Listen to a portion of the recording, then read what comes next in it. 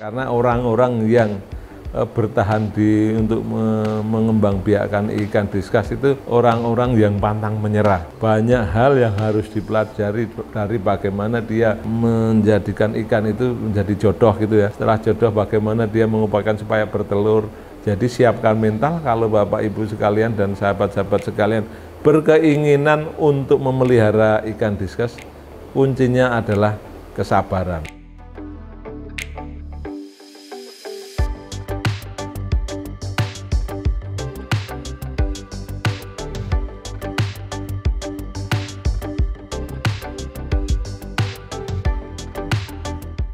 Ya, selamat siang warga Tanling TV. Kemarin kita sudah berbincang dengan owner dari Gendong Farm dan sekarang kita berada di lokasi tempat budidaya ikan diskus dan di sini nanti kita akan melakukan pembahasan lebih lanjut mengenai perawatannya bagaimana, breedingnya bagaimana dan lain-lain. Untuk detailnya, mari ikut saya.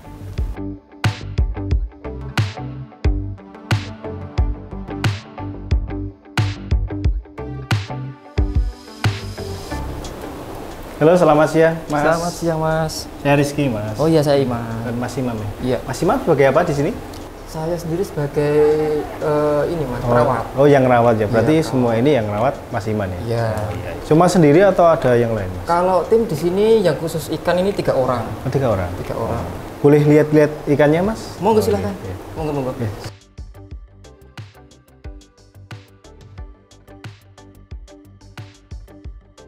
Untuk jenisnya ada berapa, Mas? Di sini? Kalau jenisnya kurang lebih 25-an sih, Mas, di sini. 25 jenis. 25 jenis. Satu ikan diskus ya? Iya. Oh. 25 itu dari range harganya berapa aja itu? Termurah berapa? Kalau termahal termurah berapa? itu ada 10 ribuan ada. 10 ribuan. 10 ribuan. Kalau yang termahal bisa berapa itu? Termahal itu sementara yang di sini ya satu pasang itu 15 juta. 15 juta satu pasang? Iya, tapi nggak semua sih, Mas. Oh, nggak Cuma semua. beberapa. Cuman ada ya yang gitu? Ada. Oh, ini untuk yang 15 jutaan seperti ini ya, Mas? Iya, yang jenis Panthera.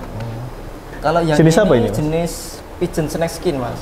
Pigeon? Pigeon snake skin. Pigeon snake skin? Iya. Termasuk mahal ya ini? Nggak terlalu mahal banget sih, Mas. Oh, masih kalah sama itu? Iya, jauh, Mas. Tapi kelihatannya warnanya masih bagus. Kalau ini harganya berapa, Mas? Kalau pigeon snake skin itu sekarang pasarannya 1,5 sih, Mas. 1,5? Satu pasang? Satu pasang. Kalau ini bagus nih, Mas nih? Ini apa ya, Mas? Ini jenisnya Red Valentine, Mas. Basicnya merah. Red Valentine ya? Iya. Dari namanya juga udah ada lope-lopenya kan, Iya. warna merah gitu kan. Apa? Iya. Soalnya badannya juga ini dapatnya yang agak HB, Mas. Head body kan. Oh, besar berarti itu, Mas? Head body jadi lebih ke bulat. Badannya tinggi gitu. Tapi besar ya? Iya. Hitungannya besar? Sama. Oh, ini juga nih. Baru Ini nomor sama ini. Oh, itu berarti masih cara-caranya buat ini? Makan-makanin Iya, kotorannya gitu? biasanya bersihin, Mas. Oh, dibersihin dulu. Bersihin sendiri. Terus habis itu bertelur di situ. Iya, soalnya telurnya kan nempel di situ nanti. Kalau yang kayak gini harganya berapa, Mas? Kalau yang ini masih agak lumayan sih, Mas. 2 jutaan lah. 2 juta. Iya. Tadi apa? Valentine apa? Red Valentine. Red Valentine. Iya. Oh. Yang HB. Yang HB juga ada sih, lebih murah. Nah, untuk perawatannya sendiri gimana, Mas? Mungkin teman-teman dari Taniling atau yang hobi atau pengen memelihara itu gimana? Kalau awal ya sebenarnya nggak ribet-ribet banget, Mas. Yang penting kalau mau melihara ikan kan harus tahu dulu airnya bagus enggak. Iya. Terus ini settingan tanknya gimana, harus itu dulu sih, Mas. Kalau untuk tanknya, Mas, suhunya itu harus gimana, sama perlu aerator enggak atau apa gitu gimana? Kalau simpelnya sih pakainya aerator aja sih, Mas. Pakainya aerator aja. Terus Tapi kalau filter wajib ya? filter itu tergantung kebutuhan. Oh, tergantung kebutuhan? Tergantung kebutuhan. Biasanya hobis-hobis itu pakai filter. Oh, yang biar bersih terus gitu Iya. ya? Oh iya. Makannya apa itu, Mas? Seperti ikan yang lain atau ada Sama sih, Mas. Cacing beku sama pelet gitu. cacing apa sutra itu ya? Bukan? Yang cadar, yang cacing. Oh, cadar, cacing cadar. Berarti ya hampir sama, cuman khusus ya, ada yang makanan Iya. khusus. Kalau untuk perawatannya di sini kan banyak nih, Mas. Iya. Nanti takut nggak? Misalnya ada kan ini ada seperti ada sekat satu. Iya. Nah, ini kan airnya masuk ke sini. Takut nggak nanti kalau ada penyakit satu ikut ke yang lain gitu? Ya sebenarnya sih takut sih, Mas. Makanya kalau beli ikan baru nggak langsung masuk ke farm sini. Oh ya, oh di karantina itu tadi Iya, ya? karena tapi beda tempat. Tapi airnya ini sama, satu akuarium dengan yang lain sama? Sama semua. Kalau perawatan sama semua. Nah, kalau untuk ikan kan biasanya ada wabah atau penyakit, itu apa aja, Mas, Iya. yang ada di ikan diskus? Hampir sama kayak ikan-ikan lain aja, white spot, Oh iya. jamur, terus berak putih gitu. Yang ngeri ya kalau wabah itu misalkan beli ikan dari luar, terus langsung masuk ke tank kita yang lama, itu yang ditakutkan velvet sih mas. Apa itu mas? Velvet itu sejenis hama yang paling mematikan sih. Oh bisa ke kematian? Iya, nularnya cepat banget soalnya itu mas. Kalau white spot itu kan cuma ada putih-putih gitu kan, bisa disembuhin ya mas? Bisa, itu gampang banget ya.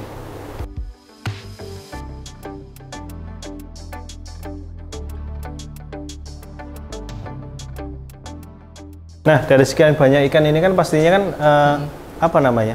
Breeding sendiri ya, Mas? Breeding sendiri. Nah, untuk proses breedingnya sampai pembesaran itu gimana, Mas? Standar aja sih, Mas. Kalau waktunya nelor ya kita kasih obat buat telurnya biar nggak jamur. Terus nanti selang beberapa hari bersihin biar posisi ikan netes itu nggak pada mati gitu. Yang penting nyeting ukuran ini aja, Mas. Airnya aja. Berarti ada takaran seberapa gitu pas breeding itu nggak harus, nggak boleh penuh ya? Terus misalnya nanti kan kalau udah bertelur kan netes, nah itu gimana, harus dipisah sama indukan atau masih di sini? Enggak sih mas, kalau yang diskus kan mereka mau gendong ya, jadi nggak harus cepat-cepat dipisah. Oh berarti masih di sini ya? Bisa, bisa. Sampai berapa hari itu mas? Sini paling cepat 15 hari sih mas. 15 hari, berarti sudah bisa dipisah seperti ini gitu ya mas? Setelah seperti ini ya? Iya benar kayak. Nah kalau udah dipisah seperti ini, pembesarannya gimana itu mas? Atau standar biasa atau standar ada? Sih, mas. Standar sini juga nggak pakai filter, cuma pakainya biofoam aja. Oh ya berarti normal ya, berarti dari kecil segini sampai bisa jadi indukan itu normal? Normal. Maksudnya nggak perlu obat khusus atau sih, perawatan khusus nggak perlu ya? Enggak, kalau sini enggak sih mas. Sini tuh rata-rata kalau misalkan pakai obat itu kondisi ikan sakit. Oh kondisi sakit aja ya? Kalau, sama breeding tadi ya? Iya. Nah kalau yang kecil-kecil setelah netes tadi sampai mungkin remaja ya, itu ada pakan khususnya nggak mas? Ada sih mas. Kalau buat anakan yang baru netes terus itu kan belum bisa dikasih cacing ya? Iya. Biasanya dikasih Artemia. Artemia itu apa mas? Artemia itu sejenis kayak udang kecil gitu mas. Udang kecil-kecil. Oh berarti memang kecil banget gitu ya? Kecil banget, kayak kutu air itu. Oh kayak mirip kutu air? Mirip banget. Berarti itu memang bisa untuk mulutnya itu ya, bisa masuk gitu? Awal-awal pakai itu dulu. Nanti kalau udah agak gedean segini baru proses ke cacing bisa. Terus segini udah bisa cacing? Udah bisa segini mas. Iya. Kalau misalnya warga Tanliling, misalnya beli dari sini, kemudian di rumah kan nggak tahu tuh harus ngawatnya gimana. Nah itu tipsnya gimana mas? Yang penting nyiapin tank, terus diusahakan tanknya bersih ya. Bersih, terus nggak usah dikasih media-media dulu. Yang penting itu tahu airnya aja sih mas. Tank harus bersih. Kalau untuk ukuran tanknya harus besar atau bisa kecil-kecil gitu mas? Kalau ukuran itu selera sih mas. Oh selera? Berarti kalau kecil juga bisa ya? Bisa. Yang penting muat buat berenang ikannya gitu kan? Ya? Kayak gini ini kan tanknya cuma berapa ini? 33 kemarin bikinnya. Oh segini termasuk kecil? Kecil ini 33. Kalau ini ya 1 meter kayak gini. Oh standar, ini standar ya ukuran? Iya ini 1 meter. Kalau aerator wajib ya mas? Aerator wajib. Berarti kalau untuk pakannya itu nanti cacing darah? Cacing darah, tapi dibekukan. Kalau pakai pelet nggak bisa ya? Bisa juga? Bisa juga. Habis-habis itu rata-rata pakainya pelet. Nah kalau untuk pemula tadi mas, itu kan pasti kan menyediakan tank yang airnya harus bersih ya tadi ya? Iya. Nah itu nanti kalau perawatan airnya itu seperti apa mas? Misalnya harus diganti berapa hari atau harus lihat dulu ada lumutnya, ada kotorannya gitu, nah itu gimana mas? Deteksinya dari warna air sama tingkat kekeruhan. Oh berarti keruh atau enggaknya gitu ya? Iya keruh sama, biasanya kalau udah keruh itu sini mas, di airnya sini banyak gelembung-gelembung pada ngambang. Oh iya. Kayak gitu. Berarti kalau misalnya masih bening mungkin masih bagus ya mas? Iya kalau saya gitu. Oh gitu. Berarti dari warna air sudah kelihatan. Iya kelihatan. Misalnya kalau ada gelembung atau lumut atau warna kecoklatan bisa diganti ya? Iya kalau saya gitu. Tapi tiap hari tetap sedot ya mas. Soalnya ini kan nggak pakai filter ya, cuma pakai air pakai anginnya masuk doang. Aerator ya? Iya. Aerator. Jadi sini wajib nyedot tiap hari kotoran. Disedotnya pakai apa itu mas? Pakai ini kan. Oh ini buat nyedot? Iya. Ini settingan buat nyedot otomatis nih. Berarti nyedot gini di otomatis atau mas gerakin gini? Saya gerakin sih mas. Jadi dicari kotoran yang mana biar kesedot gitu ya? Kayak gini contohnya. Nah, ini kan sedot ya mas ya. Oh gitu. Ya kayak gini aja. Hariannya seperti ini. kayak gini. Cara ngelawat kolamnya supaya nggak sering-sering ganti air ya? Iya, kayak gitu.